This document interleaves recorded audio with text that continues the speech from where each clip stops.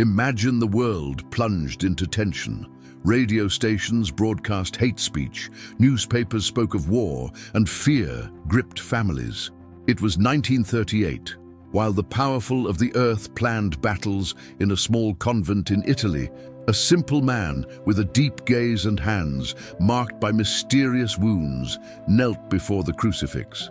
His name was Padre Pio, and that night he would have a vision that would forever change the way the world viewed faith and suffering. According to accounts from the convent's brothers, he remained in prayer for hours, his face streaming with tears. When he finally stood up, he said only one sentence: "The punishment of the nations is near, and it will be terrible." No one understood what he meant at the time, but a year later, bombs began falling on Europe. Padre Pio was never an ordinary man. He was known for his stigmata, wounds on his hands and feet like those of Christ, and for having inexplicable gifts, foretelling events, reading hearts, and consoling souls. But what few know is that even before the first shot of World War II, he spoke of black wings flying over cities and rivers of blood covering the continent. This video will take you through this impressive story, not fiction, but documented facts and testimonies that have stood the test of time. Prepare to learn what the Vatican tried to silence, what the faithful witnessed, and what Padre Pio himself revealed about the greatest tragedy in modern history. And before we begin, I invite you, watch until the end. What you hear may change the way you see the past, and perhaps the future as well. On that silent night in the convent of San Giovanni Rotondo, the sound of the wind rattling the windows seemed to herald something strange. Padre Pio, alone in the chapel, remained kneeling before the altar. His lips moved in prayer, but his eyes were fixed on something no one else could see. Suddenly, he burst into tears. He later told a brother that he had seen a terrible vision, a night of blood and iron engulfing Europe. Padre Pio described seeing cities in flames, children crying, and a sky filled with black wings spreading destruction. He said he saw armies marching over human suffering, and that the devil himself seemed to have been unleashed on earth. No one knew what to think. After all, Italy was living in a time of uncertainty, but there was no war yet. Even so, the friar's words left everyone uneasy.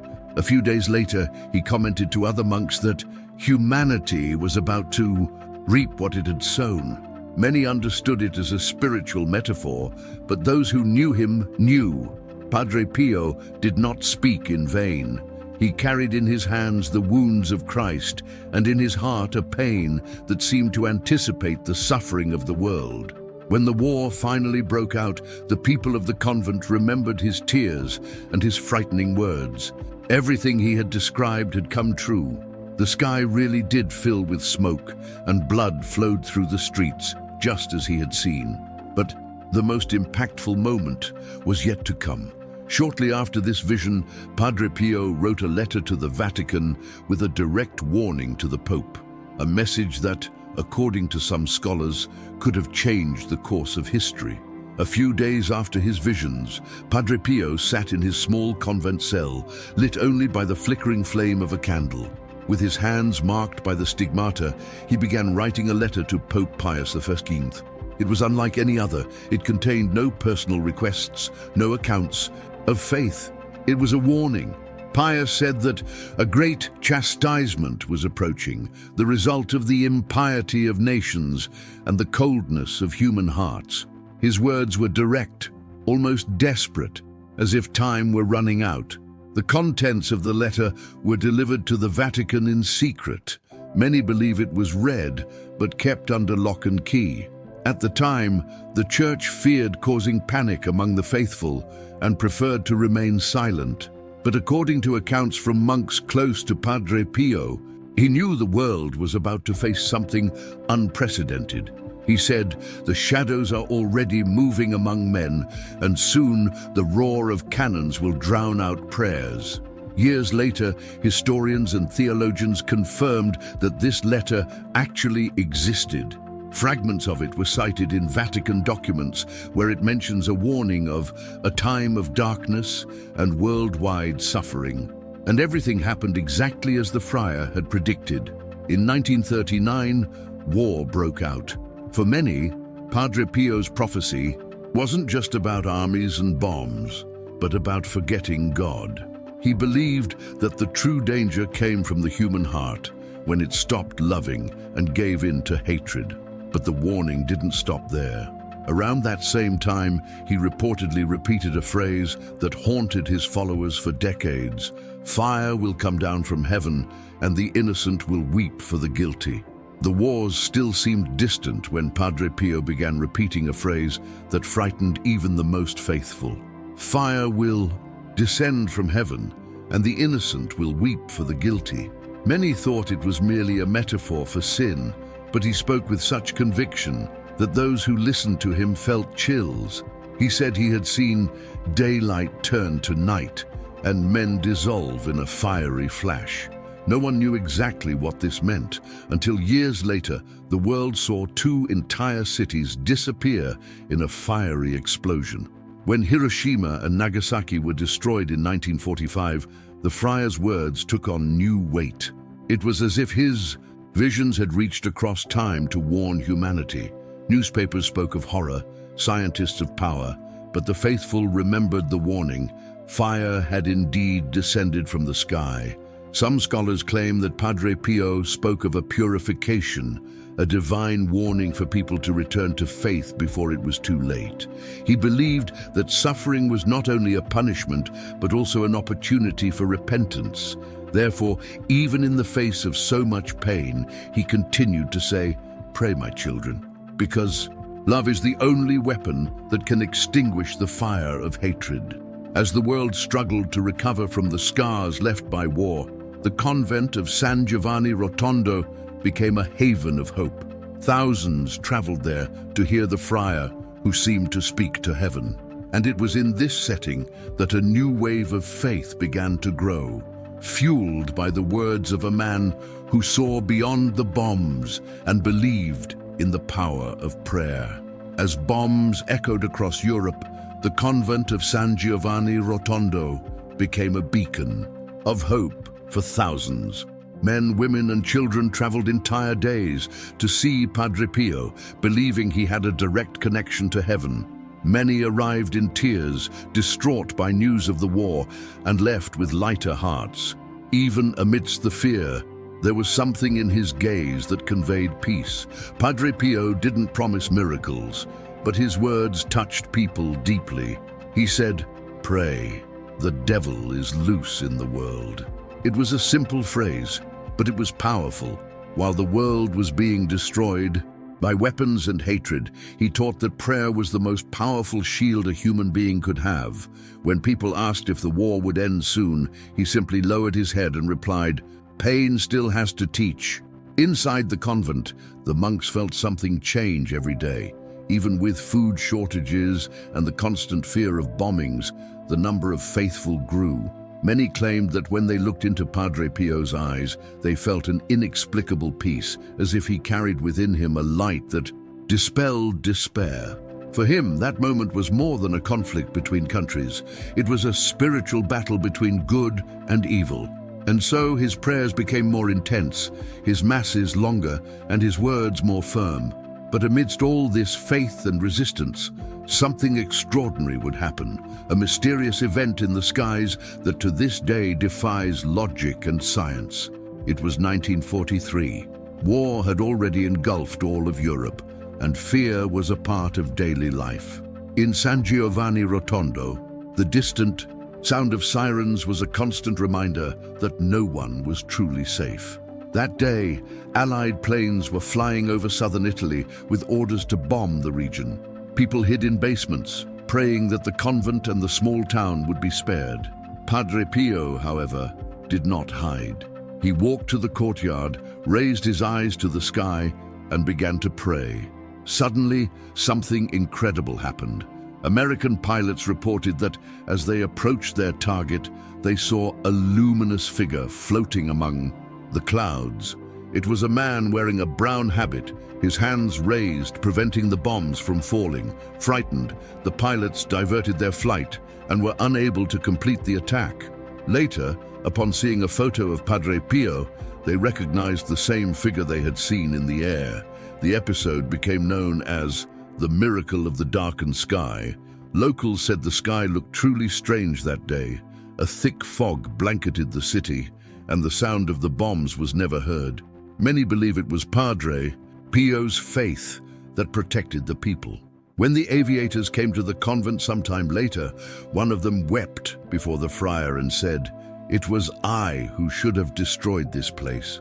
Padre Pio simply replied, "Son, you did not destroy it because God did not want it to."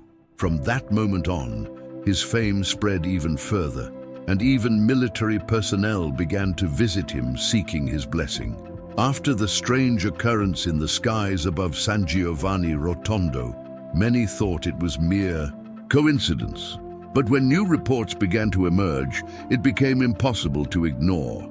War pilots, accustomed to battles and risks, began telling the same story.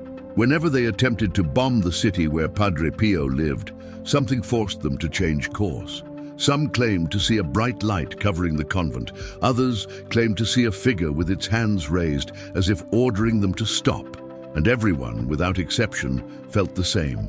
An invisible force preventing them from attacking. Years later, official US Air Force documents confirmed some of these stories. A general even traveled to the convent to meet the man his soldiers said had appeared in the sky. When he met Padre Pio, he remained silent for several seconds, then said, "Now I understand. It wasn't fear, it was respect." Padre Pio simply smiled and replied, "Heaven protects those who still have faith." This episode became known among religious people as divine intervention.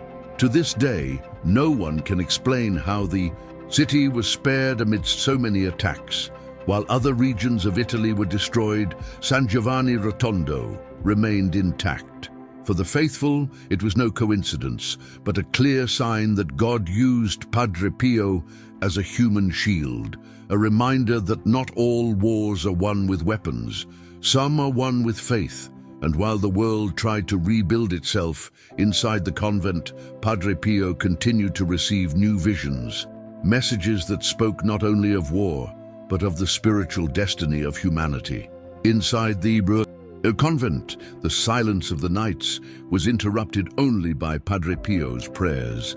But some monks noticed that at certain moments he seemed to be conversing with someone invisible. His eyes would fill with tears, and his words would become increasingly serious. In these spiritual conversations, he claimed to receive messages about the future of humanity. According to the accounts of those who lived with him, Padre Pio began to warn the faithful with a phrase he would repeat painfully: "The world will forget God and will be purified by suffering." For him, the greatest danger no longer lay in bombs or weapons, but in people's souls. He said that war had destroyed cities, but selfishness and lack of faith would destroy hearts. It was a prophecy that resonated deeply because everyone knew how much colder the world was becoming, even after so much suffering. During confessions, he spoke to repentant soldiers, desperate mothers, and hopeless young people.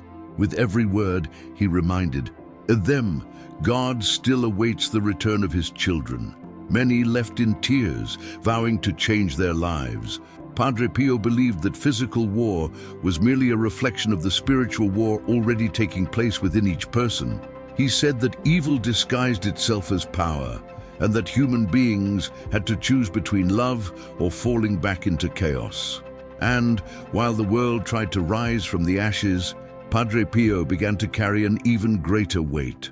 The marks of human suffering imprinted on his own body. The external wars ceased, but within Padre Pio the suffering continued. He carried on his body the marks of the world's pain. They were the stigmas, open wounds on his hands, feet, and chest, the same places where Christ was wounded on the cross. These marks bled constantly, and even among the doctors, no one could explain them. Some tried to treat them, others doubted, but all were impressed by the serenity with which the friar bore the pain. For many believers, those wounds were a sign that Padre Pio not only saw the suffering of the world, but felt it himself. He said that every drop of blood was a prayer for those who suffered and for those who had lost their faith. Even weakened, he continued to hear confessions and celebrate Mass, sometimes with his hands wrapped in cloths to hide his wounds. The monk said that when he prayed, a sweet scent, similar to that of flowers, filled the church, and everyone knew it was a sign of his spiritual presence. Padre Pio never sought fame or glory. He said his mission was simple: to offer my pain to alleviate the pain of others. As the world struggled to recover from the trauma of war, the friar became a living symbol of resilience and compassion. Many traveled miles just to see him, believing his prayers healed both body and soul. But even with the war over, he knew the peace wouldn't last. In his visions, he said something even more profound was coming, a new warning from heaven about humanity's future. When the war finally ended, people believed peace would last forever.